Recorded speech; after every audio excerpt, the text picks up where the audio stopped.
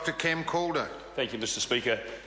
We on this side of the House realise that for New Zealand to remain internationally competitive, our tertiary providers need to ensure their relevance in the modern workplace. That's a given, and I'd like to acknowledge the help of the opposition when we were going through. Even though they've lodged their objection to the bill, they did work hard.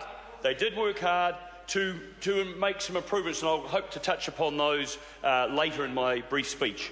So we've got better public service targets of aiming to get to 55%, Mr. Speaker, of 25 to 35-year-olds gaining a level 4 or better qualification. In 2012, we managed to get up to 52.6%, level 4 and above, which was an improvement on the previous year's 51.8%. And since coming into office, we have worked hard on many different strands of lifting educational achievement. And, Mr. Speaker, the Industry Training and Apprenticeship Amendment Bill is just one of those strands in the cable of lifting the student achievement over a lifetime of learning.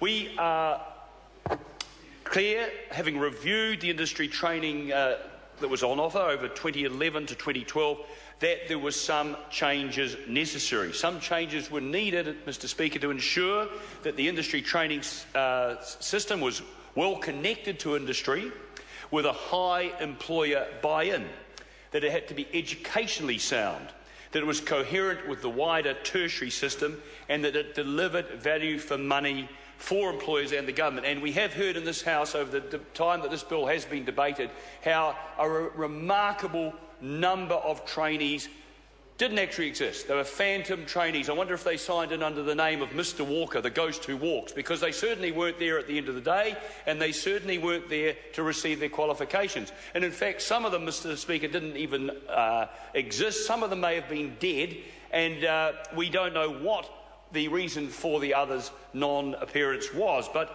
we are determined to get on top of this.